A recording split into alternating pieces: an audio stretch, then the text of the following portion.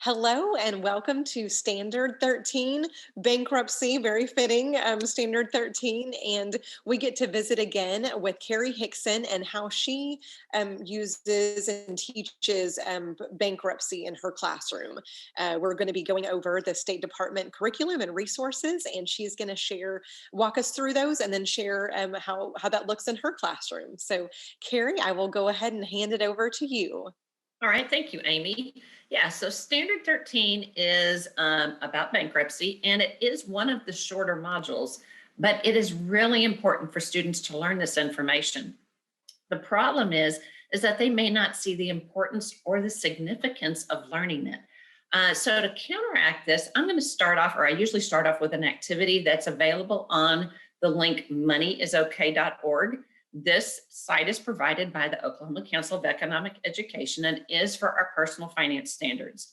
Carrie, moneyisok.org is a website just for Oklahoma standards and teaching our standards. So you can go there and there's a button for every standard and you can click on that and find resources for teaching our specific Oklahoma standards.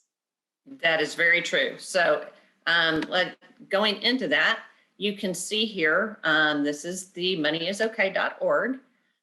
Here are all the different standards that you have available. And so we're going to click on Standard 13, Bankruptcy. Now that we're in here, you can see that we have different online resources and the curriculum is available on here. I'm going to do the Making Bankruptcy Personal activity. So I'm going to download this so you can see what this looks like. Kind of scroll down here and get to the meat of it. One of the things that this lesson had you do was to read an article. I will say that that link is not working now. I tried that just the other day and the link is not there anymore. But the other part of this is still available and you can do it. And it's a questionnaire called, What Color Am I? And this was kind of the idea behind this is, back when people read magazines, you know, all the girl magazines had all those little quizzes like, what do you want to know about? Or what would be? Well, that was kind of the idea behind creating this, What Color Am I? And getting kids and students to think about the way that they handle their finances and other areas of their life and how that can impact them. So you're going to give the students the questionnaire and have them answer it honestly as they can. Tell them the first thing that they think of is probably the best response. And you're going to let them do that on their own. And so I'm going to kind of try and scroll down here, not too quickly so it doesn't freak us out. But you can see what the questionnaire looks like. So when it comes to money, I don't know anything. I consider myself a saver. I'm a saver and spender. I consider myself a spender.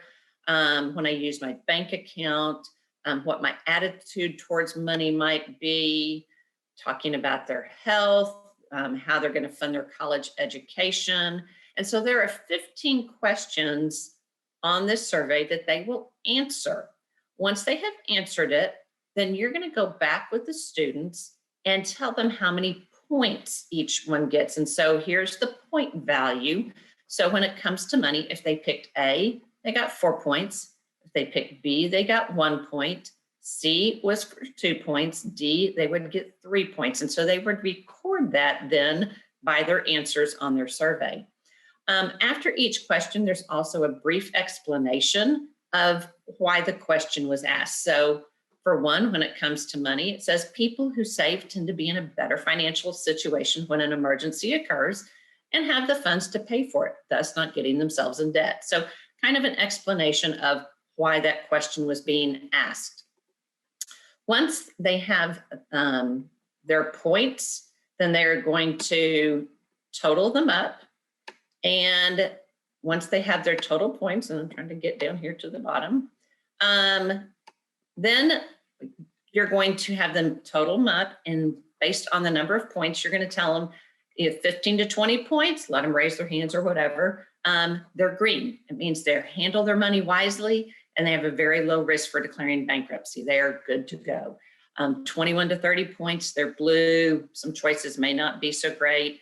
31 to 40 points, they're yellow. They need to make better choices, be a little more cautious. 41 to 60 points, they were red, probably making some poor choices in their life that could lead to financial hardship. They're at a high risk for bankruptcy. Now, this is not a scientific survey. This is just for fun, but it makes them stop and start thinking about how they are living their lives and how that can possibly have an impact on their financial future with the decisions that they're making now. So that's just one way that you can introduce this lesson.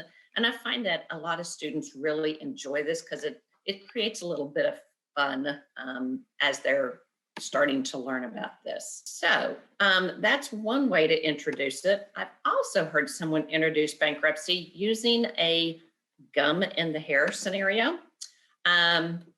You ask the students if anybody's ever had gum stuck in their hair. And I typically have a couple of students that will, raise their hand. Yes, they have. And so I ask those students, what did you do to get the gum out of your hair?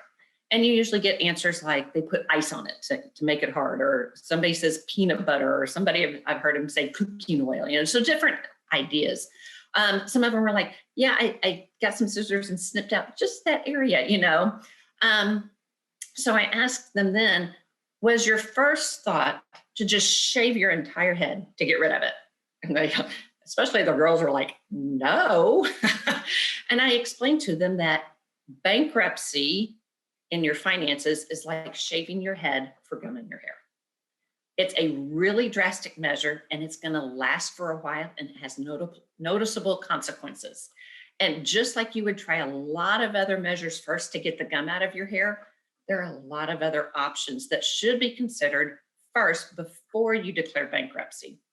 The lesson then does a really good job of discussing what some of these options are, such as maybe consumer credit counseling or debt consolidation loans, and there's others that they talk about.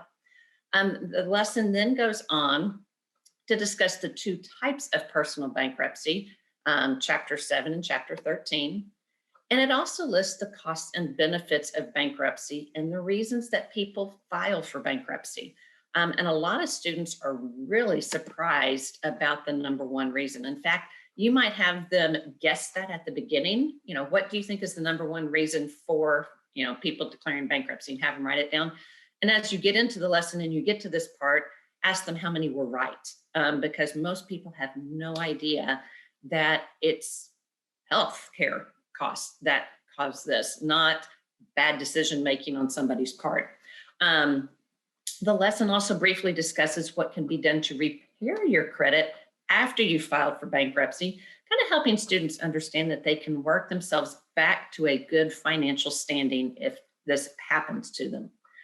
The teacher guide has a bankruptcy baseball game that could be used to review the material, and it keeps it really fun and engaging with the students, so you might want to look at that. Other resources, again, are Next Gen Personal Finance, which is a free online curriculum. They have a lesson over bankruptcy in their financial pitfalls unit. And the lesson has an article called Bankrupt at 23. And I had my students read it, and it kind of drives the point home that even small decisions early in life can have a really big impact on your future finances. So this is just an example of what a next gen curriculum could look like. And on this one, they're going to go out and read the article, and there is a link to it.